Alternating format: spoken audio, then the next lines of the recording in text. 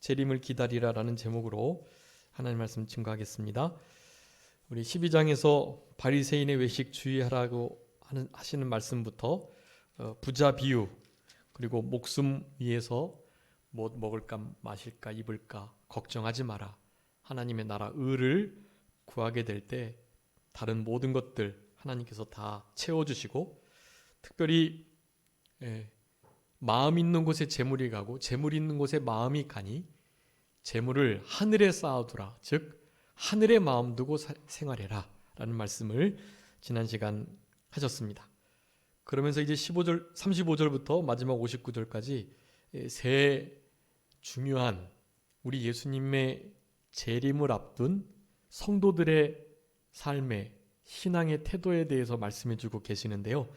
재림을 깨어서 잘 준비하고 기다려라 라는 것입니다. 이게 중요한데요.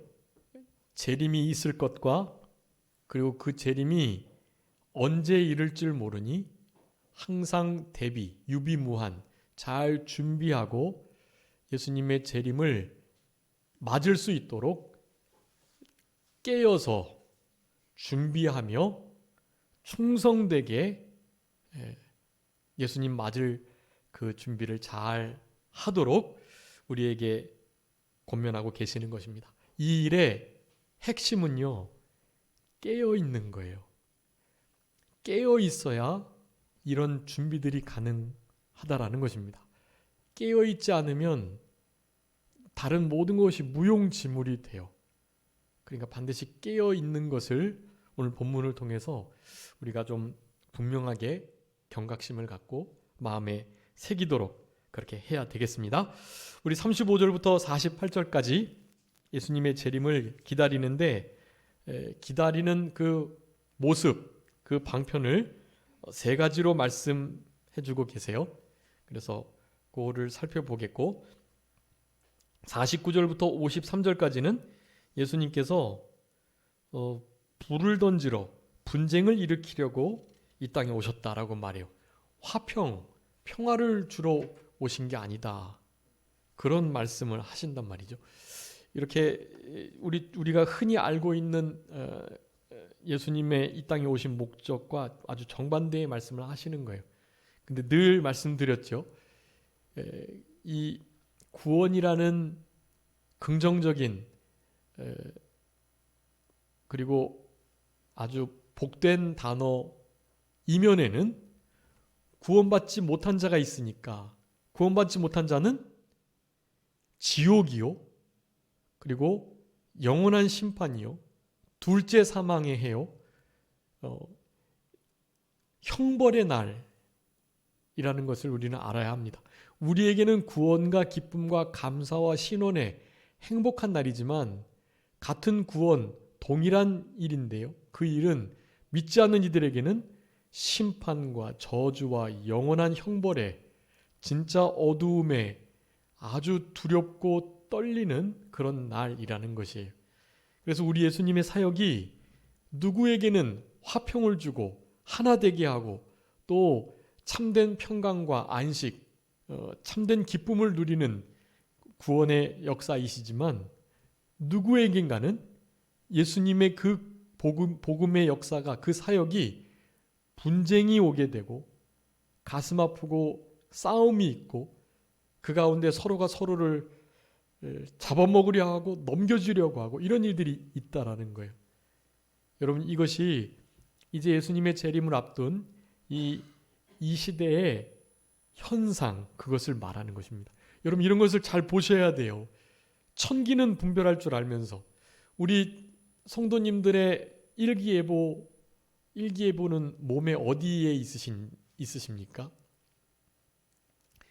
이렇게 무릎이 아야야 아프다 하면 그냥 여지없이 비가 오죠.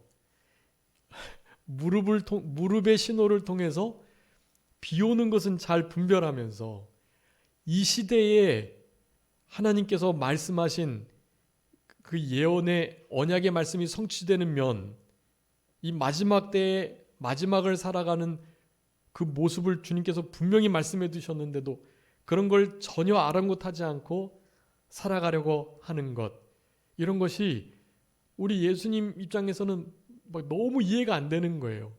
아니 그렇게 분별을 잘하는데 아니 어떻게 이거를 분별을 못하는가 하는 마음을 가지고 계시는 거예요.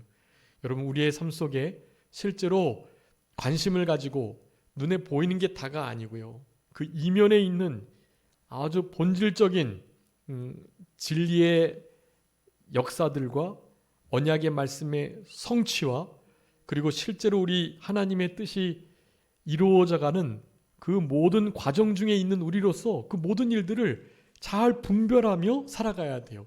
그것이 또한 예수님의 재림을 잘 준비하는 그런 태도라는 것입니다. 이것도 역시 깨어있지 않으면 불가능한 거예요. 그러니까 졸며 잠자거나 병들어 누워있거나 게을러 나태해 있거나 혹은 내가 가지고 있는 생활의 염려로 근심, 걱정, 두려움, 아픔, 원망, 불평, 눈물, 그런 고통의 슬픔과 고통 가운데 좌절하여 있거나 여러분 이렇게 되면 실제로 우리가 봐야 할 것들을 못 본단 말이에요.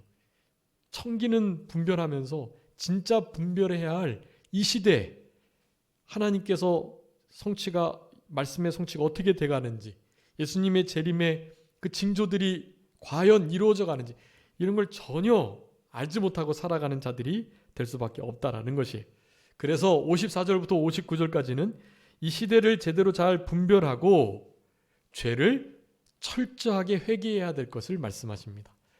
자, 이게 전체적으로도 주님의 재림을 기다릴 때 주님께서 마지막 때에 불을 던지러 오셨기 때문에 우리 예수님의 구원의 역사와 진리의 말씀은 도리어 큰 구분을 짓는 역사가 나타나는 참된 진리, 비진리, 천국운동, 세상운동, 구원운동, 그리고 지옥 멸망운동, 천국운동, 그리고 이 땅에서의 세상운동, 육신의 운동, 영의 운동, 진리의 참된 빛의 역사와 운동들 혹은 어두움과 비진리와 사탄의 역사들 이런 것들이 완벽하게 나눠져 있단 말이에요. 그러니까 이런 것들을 제대로 잘 분별하고 철저하게 죄를 회개하는 다니엘 마지막에 보면 죄 짓는 자들은 여전히 그대로 죄 짓고 계시록에도 그렇고요. 경건한 자는 더욱더 경건해지고 여러분 성경에서는 빈익빈 부익부를 말해요. 빈익빈 부익부. 부자는 점점 더 부하게 되고 가난한 자는요. 있는 것마저 뺏기고 그러는 거예요. 문화 비유에서도 그 문화를 제대로 다루지 않은 이들 다 뺏기잖아요. 달란트도 그렇고요. 여러분 실제로 점점 더 가난해지거나 아니면 점점 더 부유해져야 돼요. 만나의 맛이 점점 더 꿀 섞은 과자 맛. 그 꿀이 보통 꿀이 아니라 그냥 석청, 막 송이꿀. 네. 이제 누나가 예전에 보내준 캐나다 꿀이 하나 있었는데요. 무슨 약간 이름을 잊어버렸는데 조금 비싼 꿀인가 봐요. 그냥 우리가 흔히 먹는 밤꿀, 아카시아 꿀 뭐 그런 꿀이 아니고요. 누가 꿀인가?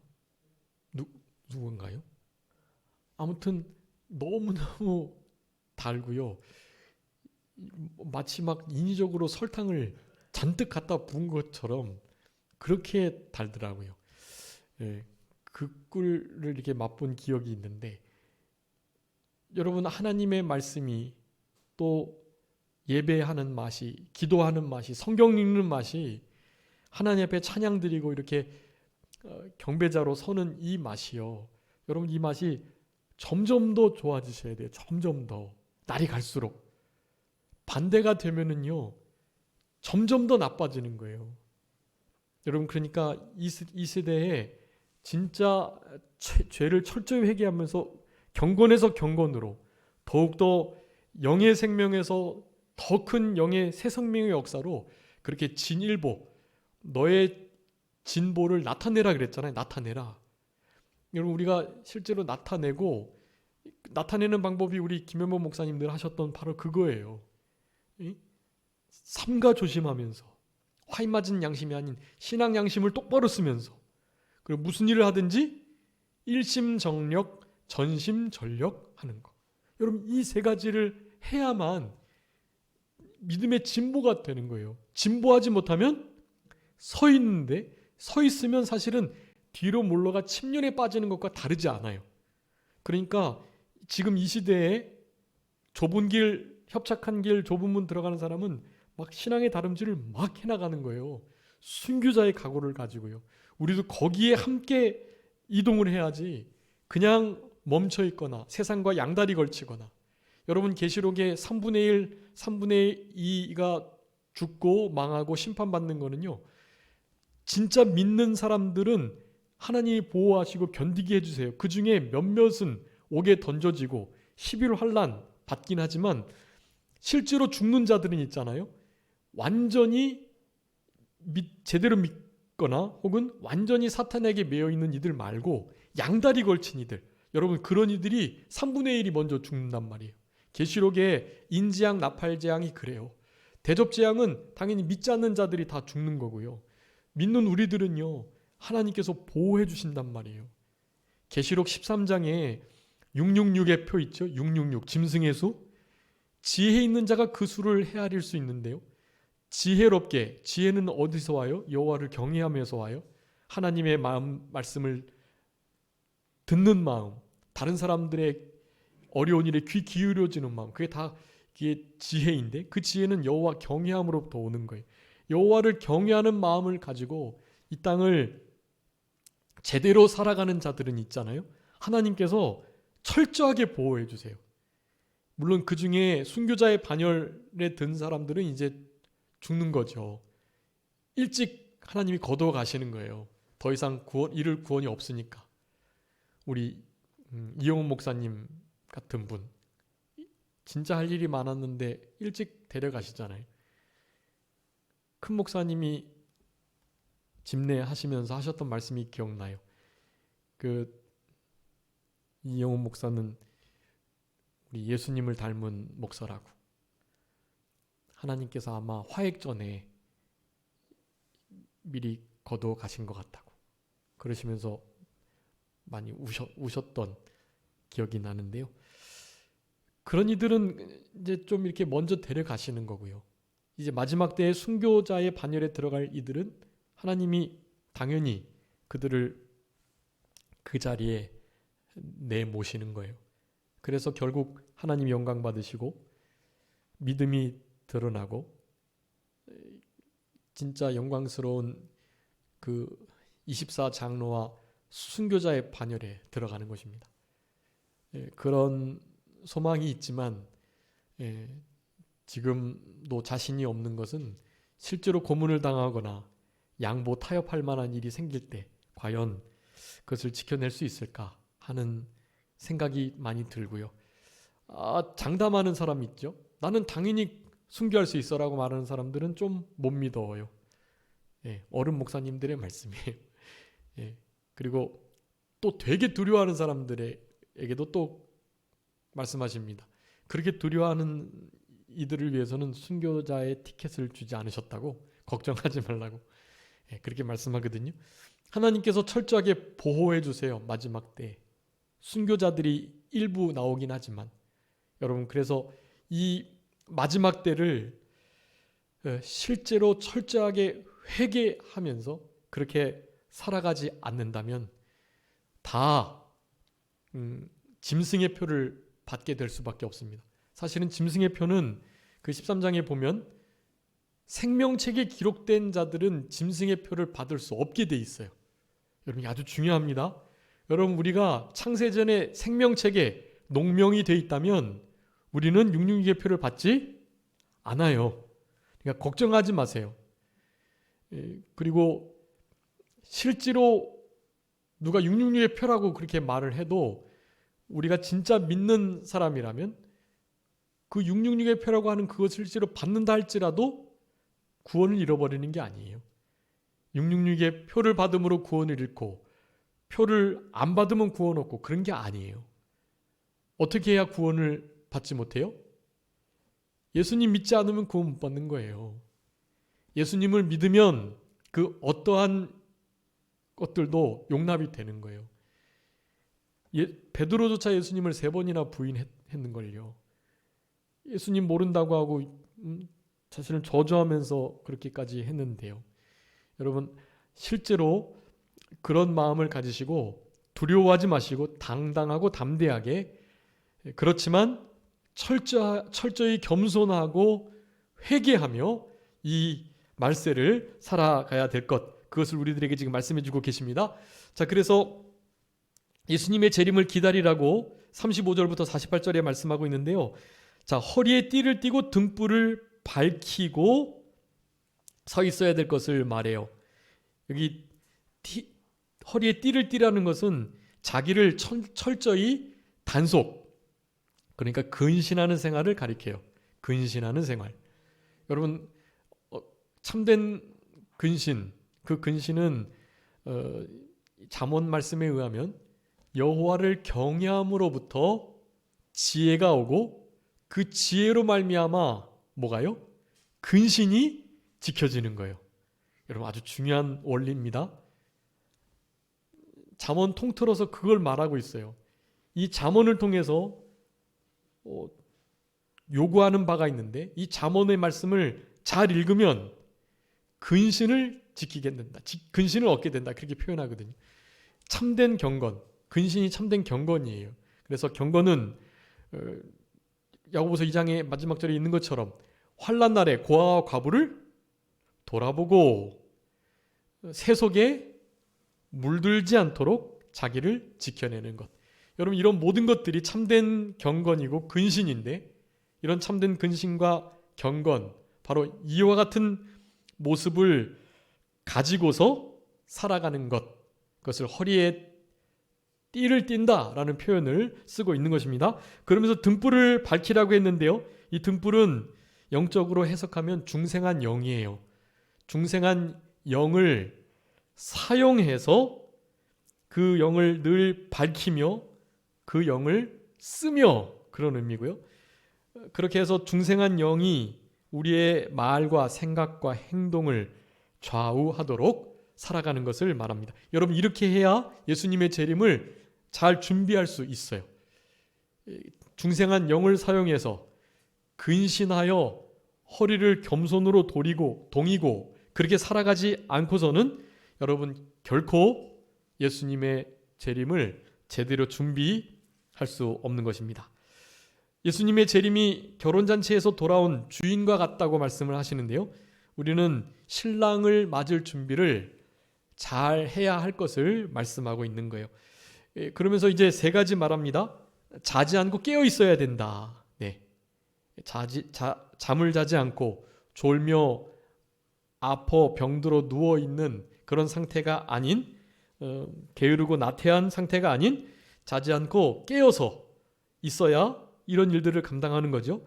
그래서 허리에 띠를 띠고서 등불을 밝히고서 예수님의 다시 오심을, 신랑의 이 땅에 다시 오심을 잘 고대하면서 사모하면서 기다리는 것, 그것을 우리들에게 말씀합니다. 그러니까 제일 중요한 것은 허리에 띠를 띠고 등불을 밝히기 위해서는 어떻게 해야 된다는 거예요?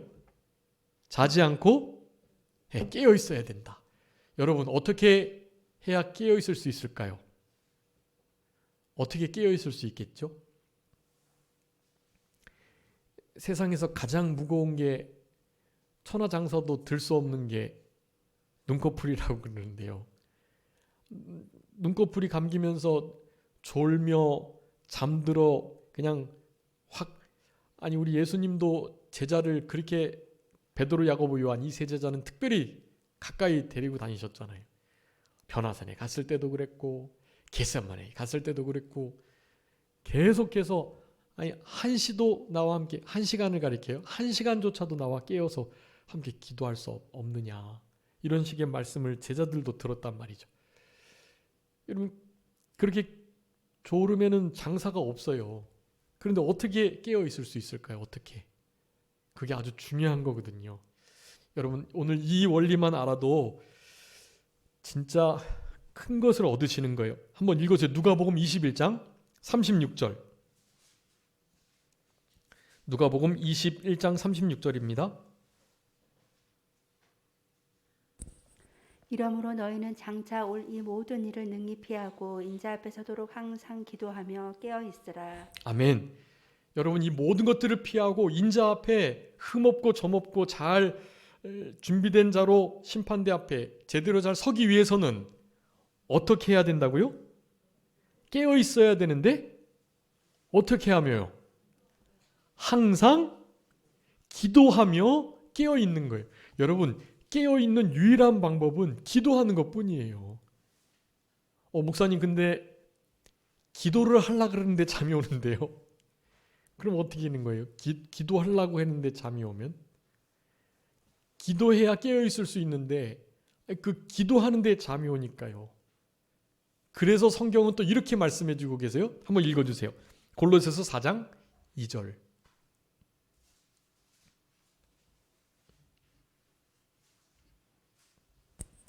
기도를 계속하고 기도에 감사함으로 깨어 있으라. 아멘. 자, 기도를 어떻게 하라고요? 기도를 계속, 지속적으로. 이 계속은요, 그러니까 어떤 연속성을 말하는 게 아니에요. 뭐 잠도 안 자고 설거지도 밥도 안 하고 기도만 계속 하라는 그런 의미가 아니에요. 계속 기도하라는 것은요, 끊이지 않고요. 그러니까 쉬지 않고요. 그래서 이것은 기도의 연속성이 아니라 기도의 지속성을 그래요. 지속성. 지속적으로 끊이지 않고 뛰어넘지 않고 지속적으로 하라는 거예요. 연속으로 24시간 하라는 게 아니라요. 지속적으로 반드시 하루에 한 번 이상은 그런 의미로 계속 항상 쉬지 말고 다 같은 의미예요. 연속이 아닌 지속성이다 라는 것을 기억하시면서 자, 기도를 계속 해야 되는데 어떻게 하면서 깨어 있을 수 있으라고요? 깨어 있을 수 있다고요? 기도에 감사함으로. 네, 여러분, 기도에 감사함으로 깨어 있어야만 깨어서 기도할 수 있는 거예요. 깨어서 기도해야만 깨어 있을 수 있는 거예요. 무슨 말인지 아시겠죠? 자, 기도하려면 깨어 있어야 되는데 어떻게 깨어 있을 수 있어요? 기도를 계속하며 기도에 감사함으로 깨어 있어야 기도할 수 있는 거예요.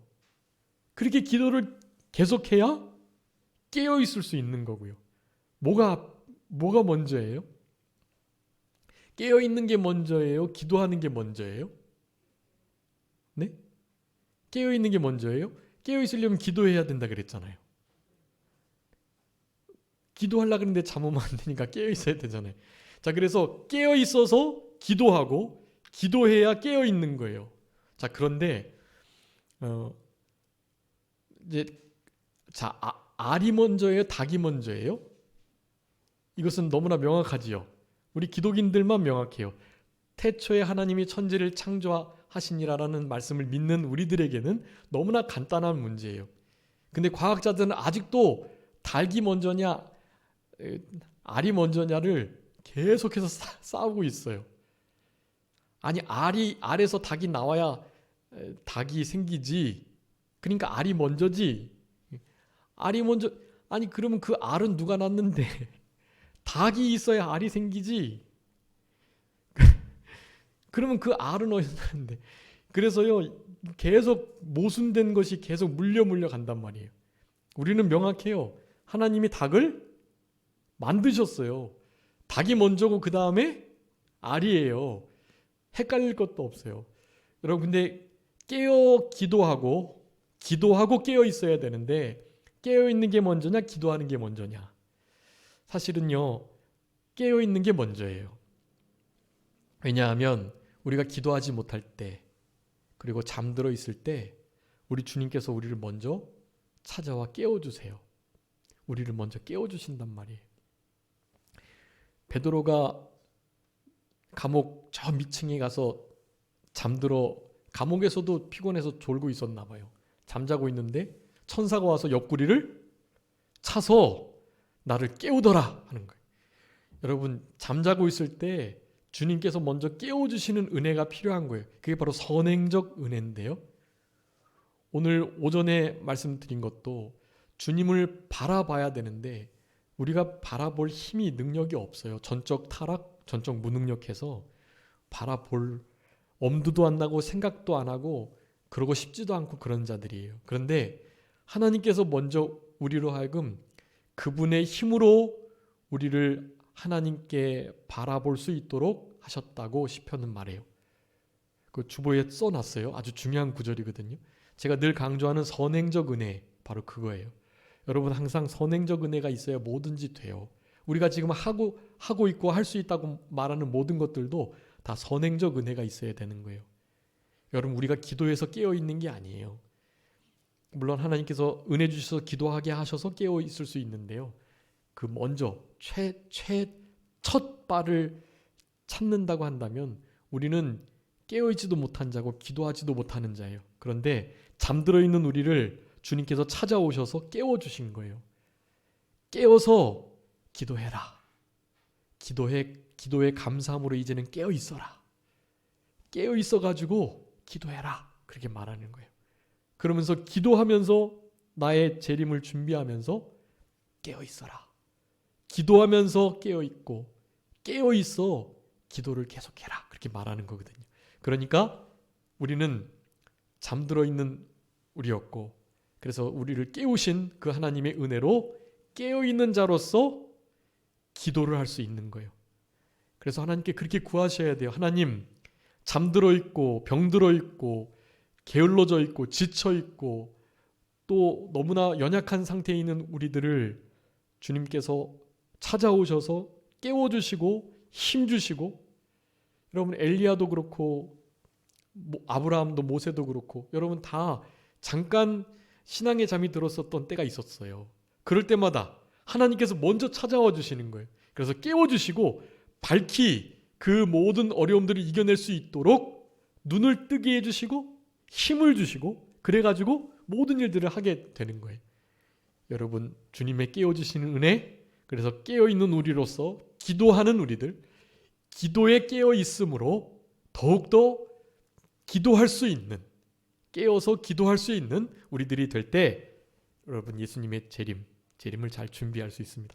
여러분 깨어서 기도하면서 실제로 깨어있을 때 등불도 준비하고 겸손으로 허리도 동이고 또 등불을 들고 기름 준비, 등 준비 잘하고서 예수님의 재림을 맞을 수 있다라는 것입니다. 여러분 재림 때 깨어있는 성도가 복이 있는 성도라고 말씀하셨어요. 이런 복을 우리도 받았으면 참 좋겠습니다. 예수님께서 도둑같이 오신다고 그랬어요. 예수님의 재림은 그 날, 연, 월, 일, 시 아무도 몰라요. 그것을 숫자로 말하는 자들은 그냥 거의 100% 이단이라고 보시면 돼요. 재림은 언제 오실지는 아무도 모르는 거예요. 오직 하나님만 아세요. 하나님의 권한에 속해 있거든요. 그래서 아들도 모르고 라는 표현도 있어요. 아들도 모르고. 근데 원문에는 사실은 그 아들도 모르고라는 단어가 없어요. 성삼위 하나님이시니까 성령 하나님, 성자 하나님이 모르실 수가 없고, 그것은 사실은 좀 성자 예수님을 폄하하려는 의도로 그렇게 쓰여진 게 아닌가 생각이 좀 듭니다. 예, 하나님의 능력의 전적인 권한으로 그냥 이해해도 될 수는 있긴 있는데, 그래도 그것은 다수사본은 원래 없는 것이기 때문에 아들도 모르고 라는 표현은 좀 당연히 아들이 아실 수밖에 없기 때문에요. 네, 그런 면을 좀 함께 생각해 주시는 것도 좋을 것 같고요.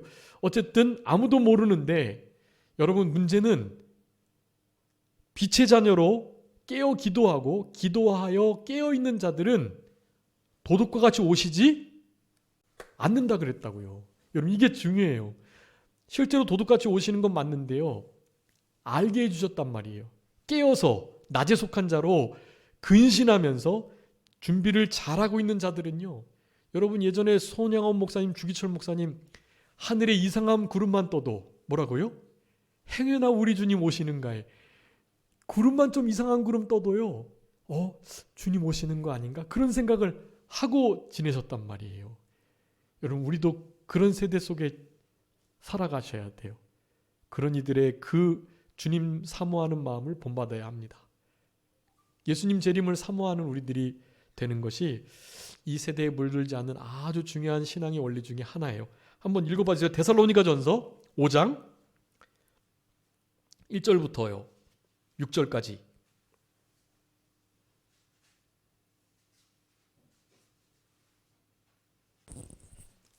데살로니가전서 5장 1절로 6절입니다.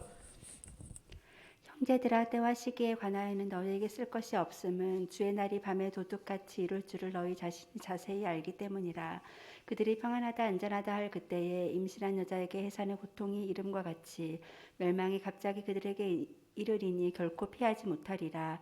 형제들아, 너희는 어둠에 있지 아니하매 그날이 도둑같이 너희에게 임하지 못하리니 너희는 다 빛의 아들이요 낮의 아들이라.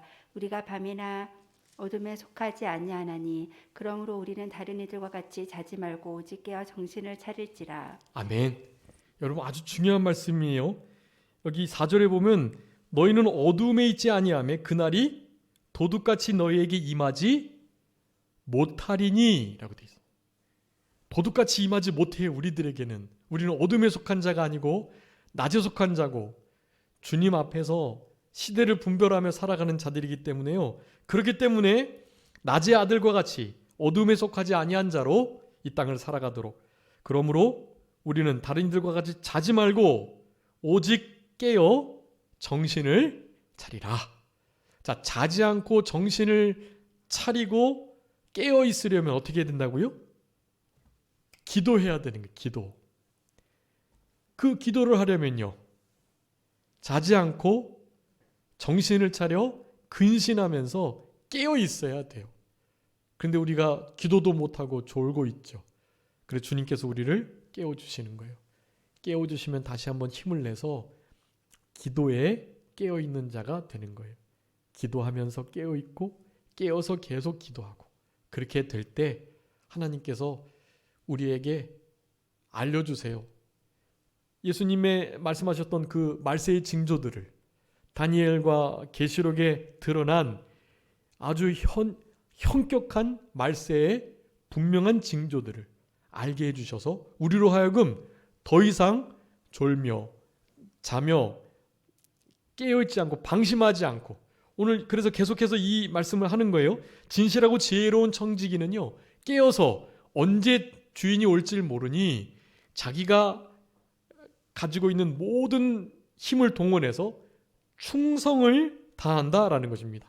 많이 맡긴 자에게는 많이 찾을 것이기 때문에요. 많이 맡은, 여러분 제일 많이 맡은 자들이 누굴까요? 지금 이스라엘 백성들이에요. 그런데 그 이스라엘 백성들이 실제로 적그리스도 역할을 지금 하고 있어요. 로마 교황과 또 미국의 수뇌부들과 그리고 이스라엘의, 여러분 이스라엘이 전 세계의 금융을 거의 쥐락펴락하는 건 알고 계시죠? 그 이스라엘 사람들과 함께 석유 때문에 중동 사람, 그러니까 이스마엘 사람들이죠. 그러니까 이스라엘과 이스마엘, 이 두 사람이, 이 두 민족이 전 세계의 자금을 좌우하는 자들이 되었어요. 그런 이들이 사실은 시온운동을 펼치며 적그리스도의 역할을 지금 아주 충실히 하고 있어요.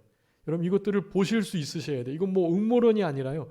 이건 하나님의 계시록에 있는 내용들인 거예요. 이게 세상과 함께 힘을 나누는 용의 세력, 바다의 악한 동물들, 여러분 이런 우상의 세력들이요, 다 하나님, 그리고 여자로 대비되는 성도들, 하나님의 인쳐진 자들, 그런 자들도 할 수만 있으면 지옥에 자기들도 함께 끌고 가려고, 여러분 지금 모든 세상에서 돌아가는 일들은요, 우리 교회 성도를 죽이려고 하는 타겟을 삼은 일들이에요. 그러니까 교회가 공격당하는 걸 이상하게 생각하시면 안 돼요. 당연하다. 그리고 교회가 이렇게 공격받는 것은 진짜 예수님이 곧 문 앞에 이르신 거다라는 것을 아시면 돼요. 그럴수록이 더 기도하면서 깨어 계셔야 되는 거예요. 깨어 계셔가지고 기도를 힘쓰셔야 되는 거예요.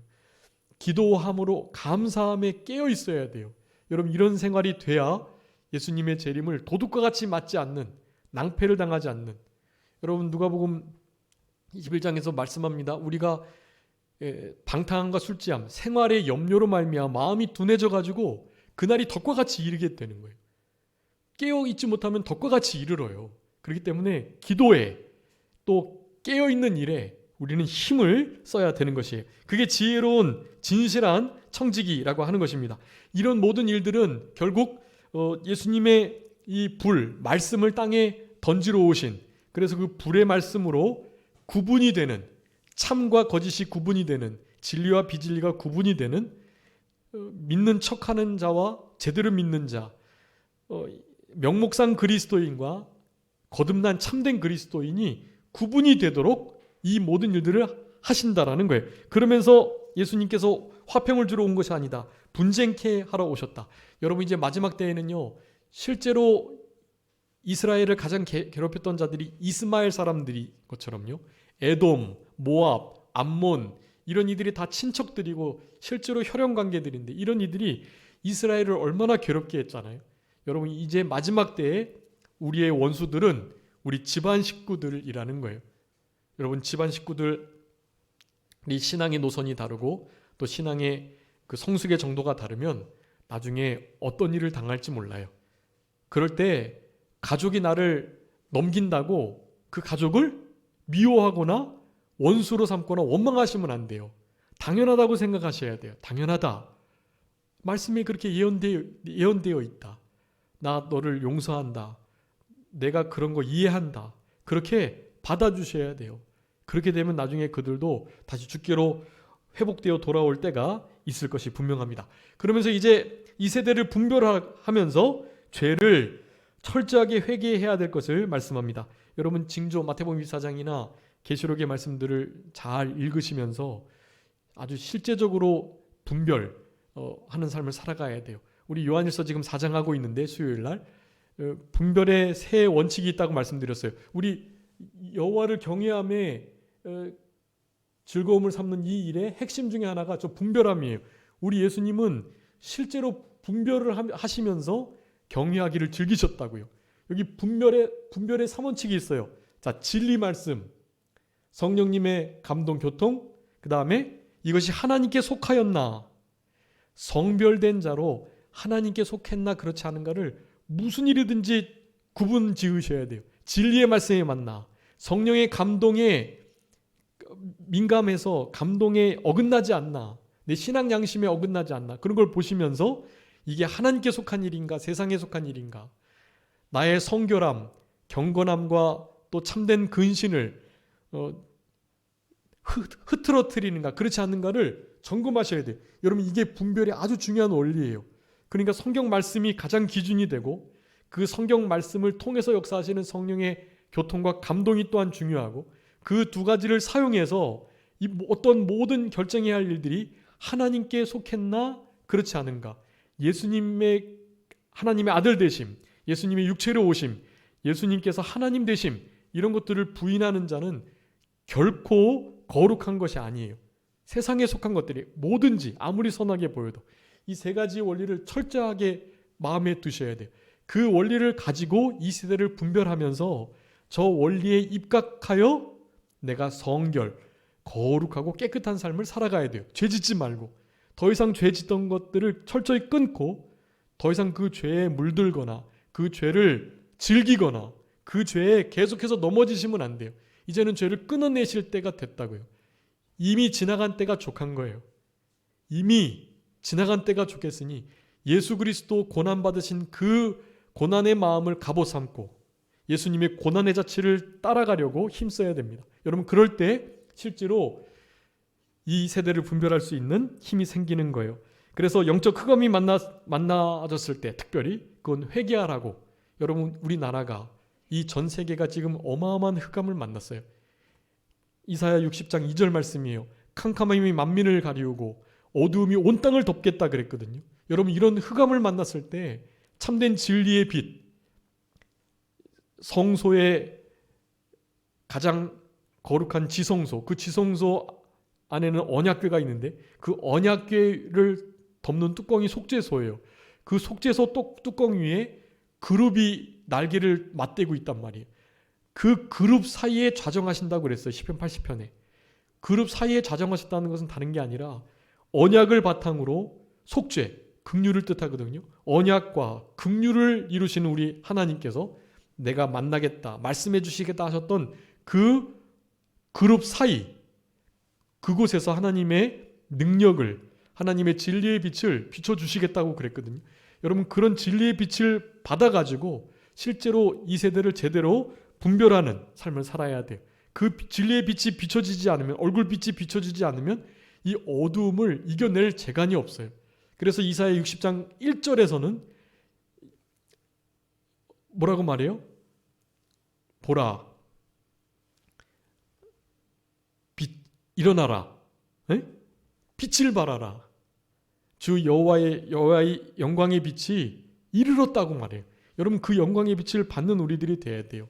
예수님의 얼굴에 있는 하나님을 아는 빛을 우리에게 비추셨다 그랬거든요. 그 빛을 날마다 받으면서 여호와의 얼굴을 구하는 삶을 우리가 살아가야만 소망이 있고 이 흑암, 이 어두움을 이겨낼 수 있다라는 것을 아셔야 됩니다. 자, 그래서 오늘 본문의 말씀을 통해서 재림을 기다리는 건데요. 재림을 기다리는 것을 한마디로 말하면 재림 사모, 재림 소망이라고 하겠어요. 여러분, 소망에 대해서 제가 몇 번 말씀드렸죠? 바라보다, 기대하다, 기다리다. 소망 안에 다 들어있어요. 바라보다, 기다리다, 기대하다. 그것은 믿음, 소망, 사랑이라고 그랬습니다. 여러분, 우리 예수님의 재림을 실제로 소망하는, 바라보고, 기다리고, 기대하는 마음을 가지시고 남은 때를 살아가셔가지고 우리 주님이 나중에 오셨을 때 슬기로운 처녀와 같이 또 아주 충성된 지혜로운 선한 청지기와 같이 잘했다 칭찬받을 수 있는 우리들의 남은 생애가 다 되셔야 되겠습니다. 잠깐 기도하겠습니다. 살아계신 우리 아버지 하나님, 감사합니다. 예수님의 재림을 기다리라고 하신 예수님의 명령을 따라서 낮에와 같이 단정히 행하며 빛의 자녀로서 이 땅을 살아가므로 우리에게는 도적같이 임하지 아니하시는 그 은혜 가운데 천기를 분별하듯 이 시대를 잘 분별해서 예수님의 재림을 사모하며 슬기로운 다섯 처녀와 같이 우리 예수님 재림을 잘 준비할 수 있는 우리 모두가 되게 하여 주옵소서. 우리 주님을 경외하기를 즐겨하는 최고의 즐거움으로 삼는 우리들의 남은 생애가 되게 해주시기를 간절히 바라옵고 그저 모든 것 주님께 맡기오며 살아계신 예수 그리스도의 이름으로 기도 올리옵나이다. 아멘.